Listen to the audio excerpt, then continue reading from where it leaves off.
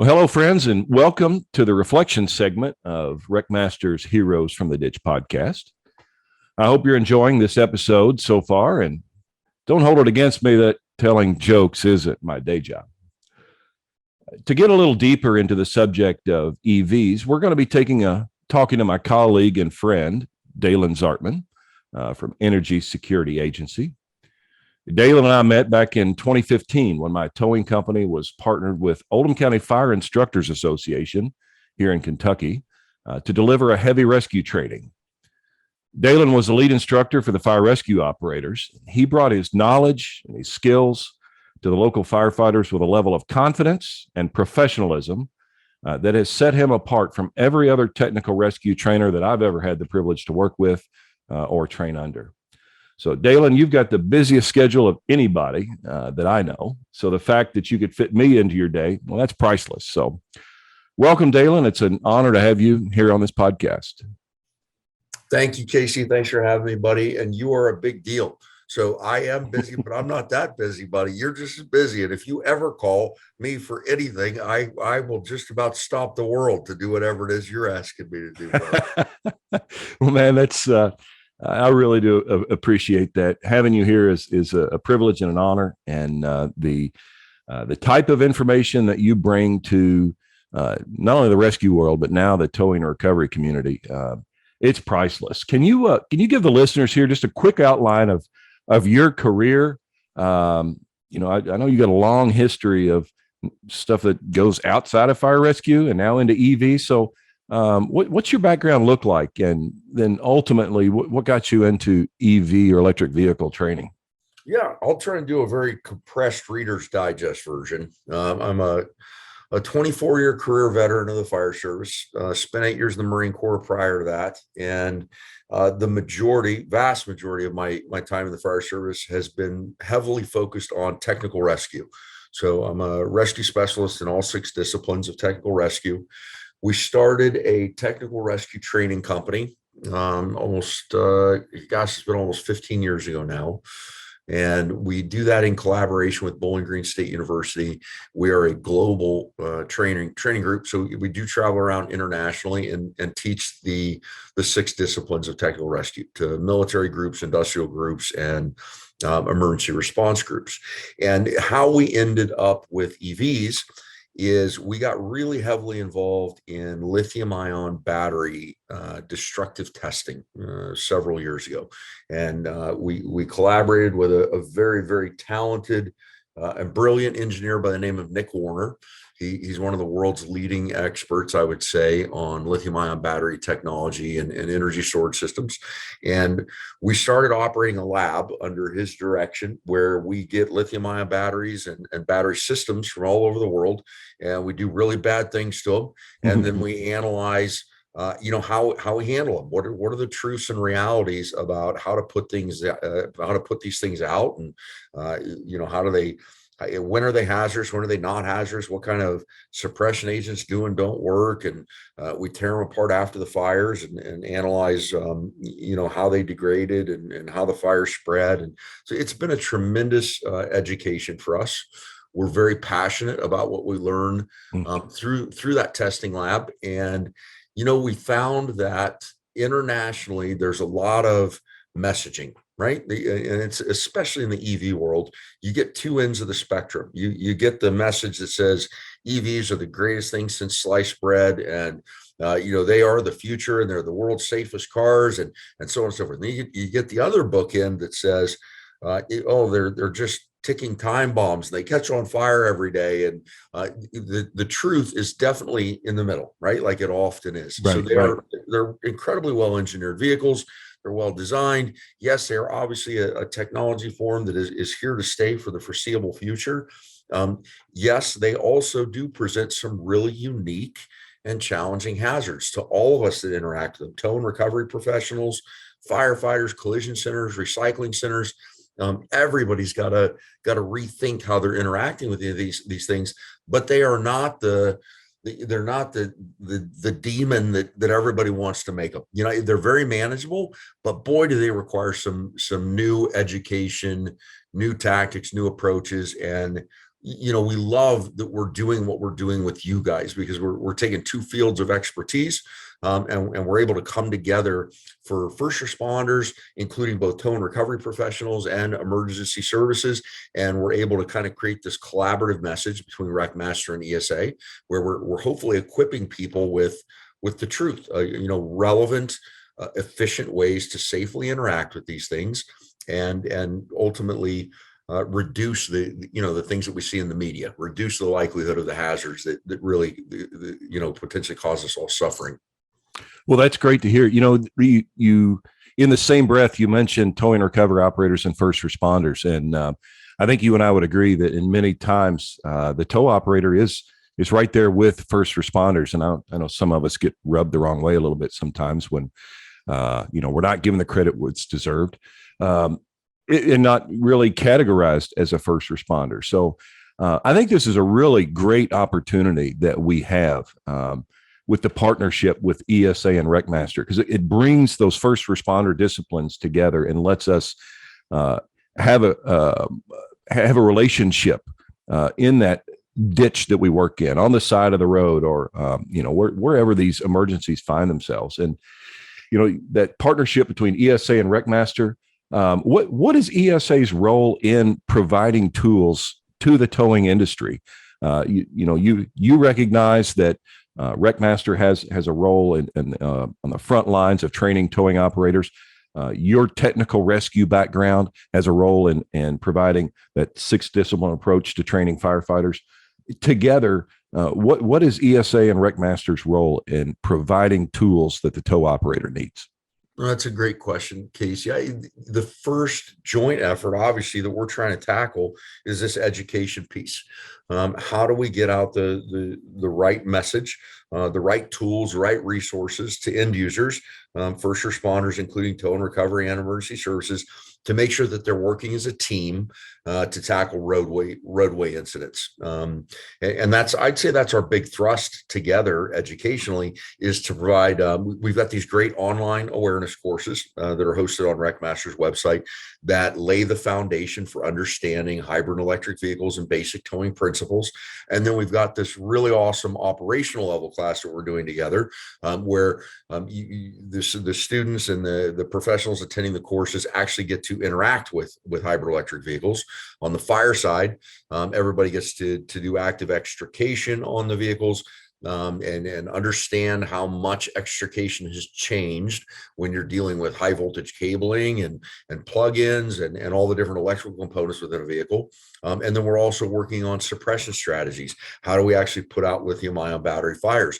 On the tow side, I wish I could walk away from my station every time and just hang out with you guys, because I'm always mesmerized at how scientifically you guys approach the variables in these vehicles, and how important it is that you rig them properly so that you're not damaging control arms and components, and energizing things that you shouldn't be energizing, and protecting the vehicles, and also protecting your assets as tow operators, making sure that you're not compromising your cables and your decks and your systems. So I love the collaborative nature of that class. We're excited about the upcoming launching of the technician level class, where then we'll be dealing with vehicles that are inverted and on their sides, and having to do extended cable pulls and all the things that are, outside of that normal realm of a vehicle on all four wheels. So I love what we're doing educationally. I think the other important piece is we're working together on growing our joint support of providing real-time guidance for end users out in the field. So right now we've got a 24/7 call center. It's totally free to tow and recovery professionals and emergency services. Anytime anyone's interacting with a hybrid or electric vehicle, they can call our number, 855 ESA SAFE. Yeah, store that in your phones right now, guys. Ladies and gentlemen, store that number. That's invaluable.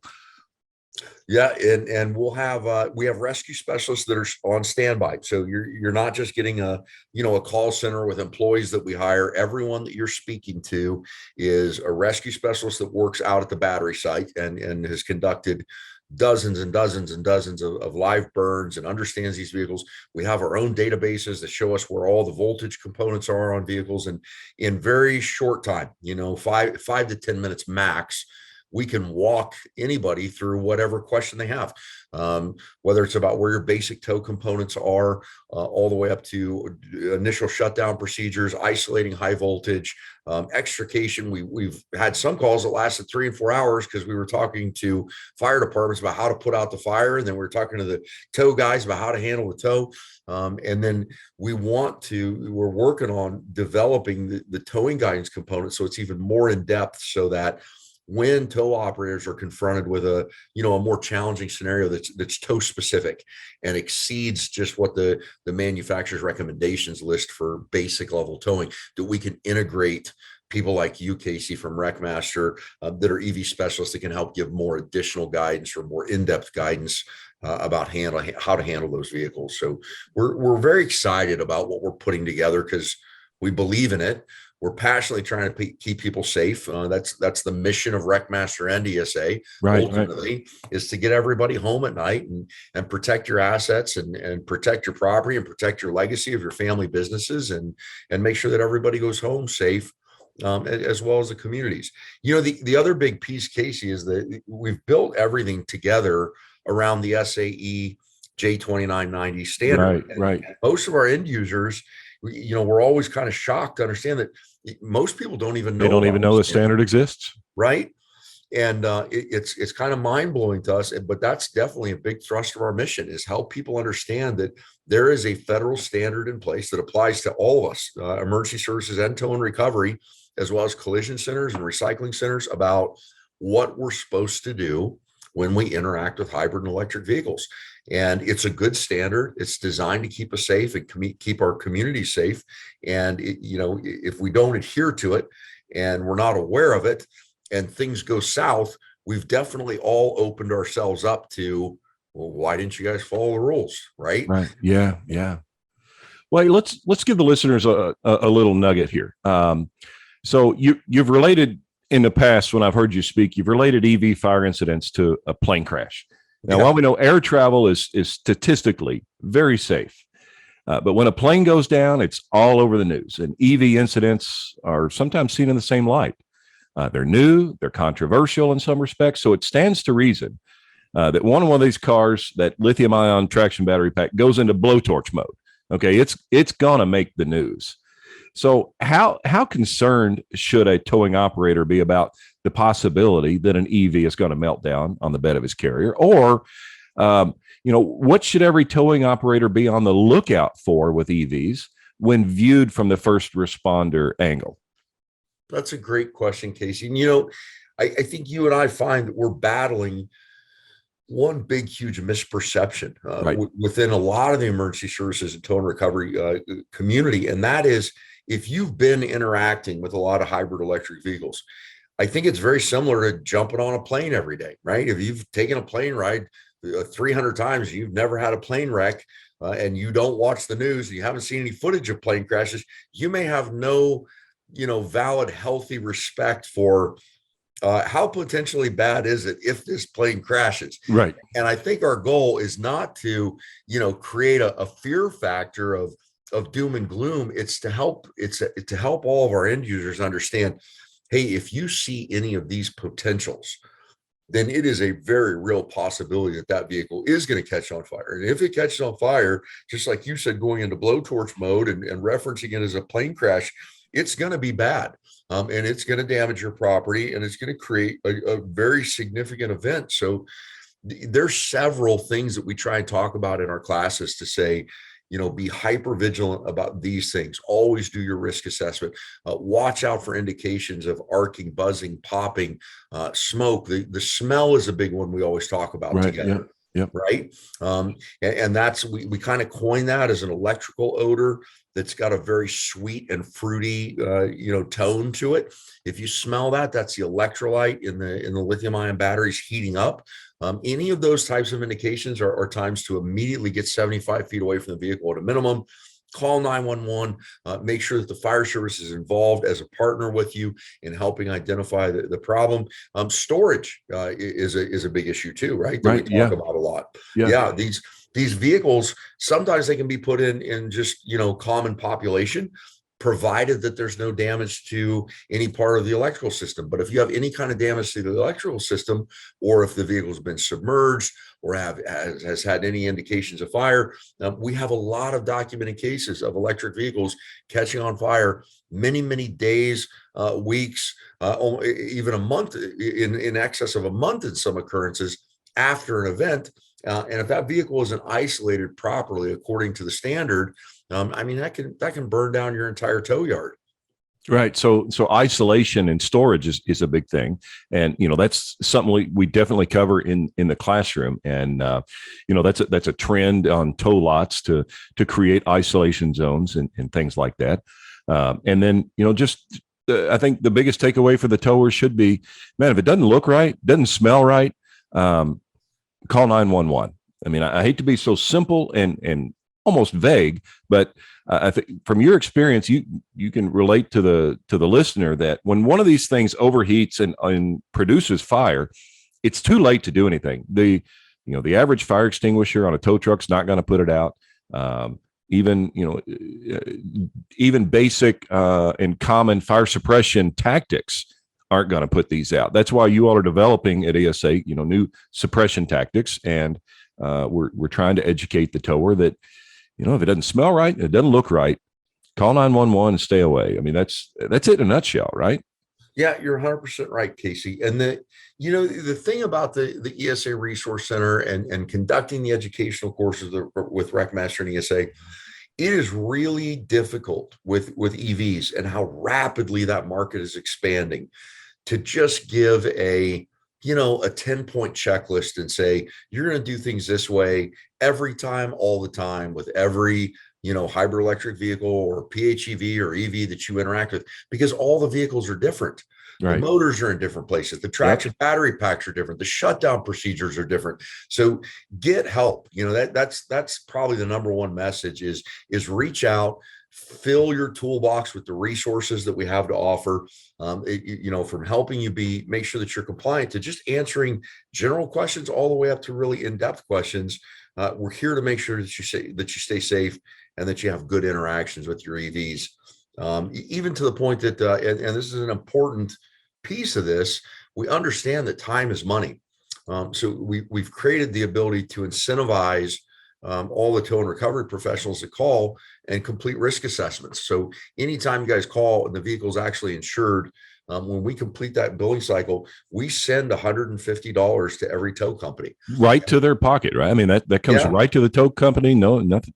That's it, buddy. Every time we complete that cycle, that $150 goes out every month to every single EV that you call on, provided it's insured. And that's important to the federal standard makers, because at the end of the day, what nobody wants to see is an EV catching on fire in the middle of gridlock and burning up 8 vehicles on the street and harming people. That's the last thing anyone wants to see. So the more incentive we can create to try and make sure that there's good mechanisms in place to make sure that in North America, we're doing it right, we're doing it safely, we're doing it well on the towing and transport side and on the emergency management side.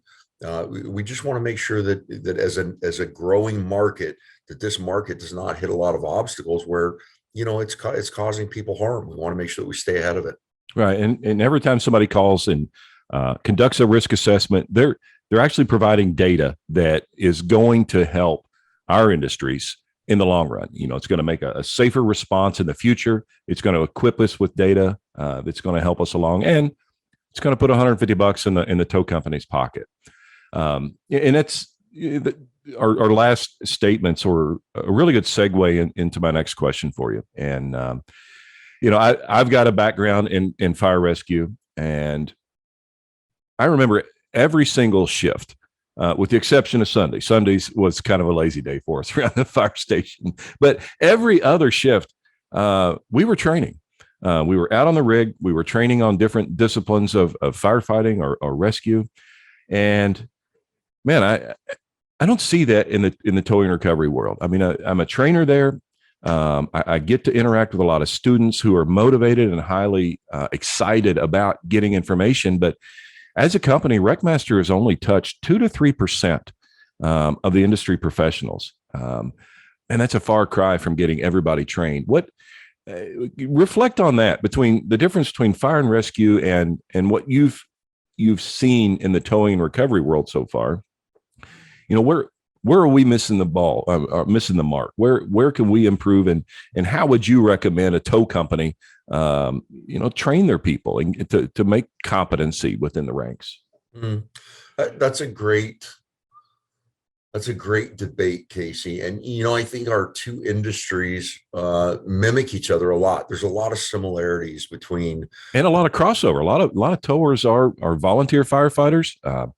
Some career guys. There's a lot of fire blood there, and it's just that training component hasn't really crossed over. Absolutely, buddy. And you know what?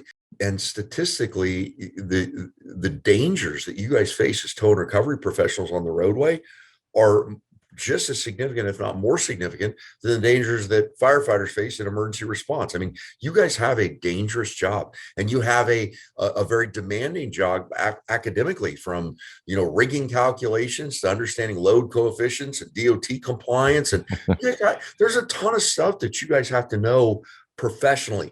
I think the trend and where we're headed, as I look at the tow industry and we get more engaged in educating and coming alongside and learning from you guys and helping share insights, I definitely foresee a future where there's a lot more, almost like required expectation of Right. the completion of continuing education units, and EVs may be the catalyst that do it, because like we're talking about, they're so complex in the fact that they're so individualized. All Right. these vehicles are so different, and everything's new about them, and you can't just rig them and lug them up on dollies and take off down the road. You've got to put a lot more method into the madness when you're rigging these, and we've learned a great deal of that from you guys. About how you interact with this, and then we're fighting the same fight with the fire guys, right? Don't treat these like normal cars, because they aren't normal cars. So I think that it's imperative, just as much for emergency response as it is for tow and recovery, that we understand the potentials of what we're interacting with, so that we can protect ourselves, Right. and we can protect our livelihood and our business. If we make mistakes, this is not a day and age where there's a lot of forgiveness and grace towards people when we mess up, right? When we mess up and make mistakes now, it generally goes very, very poorly for all of us. So, And all the eyes are watching. That's it, buddy. Oh, Everything's in live view for everyone to see nowadays. So yeah, cannot encourage everyone, enough to say, take the time to understand what you're interacting with, so that you can make sure you do it safely. Yeah, and training is a great to start to that. Not to mention it exposes you to different mindsets, different ideas, and some really great people. And I'd like you to just speak briefly about your team. We're almost out of time here for this episode, but I've met some really great people at ESA. Yourself, I met Bobby, Chelsea, and Don. Don's in my area as an ESA rep. What are their backgrounds? Those folks, and then what strengths do the different team members bring to your organization, and how do you capitalize on their individual strengths? Yeah, great question.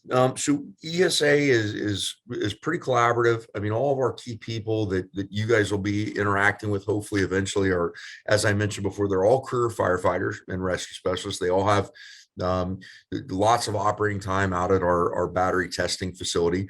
They're all engaged in committees. We do regular training with OEMs. They're really engaged in this EV world, the extrication world, the rigging world, and we love every chance we get to be side by side with you guys and learn more and more and more about the towing industry and the rigging applications you guys apply. And I've always been passionate about that, Casey. I mean, from when you and I started working together in 2015, anytime I do a heavy extrication course and I have an opportunity to work alongside professional wreckers and listen to you guys just spin off engineering calculations and rigging coefficients. And I mean, there's so many similarities between our two professions.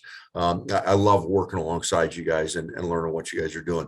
So within our team structure, we've broken up the country into all the names that you just alluded to are what we call regional coordinators.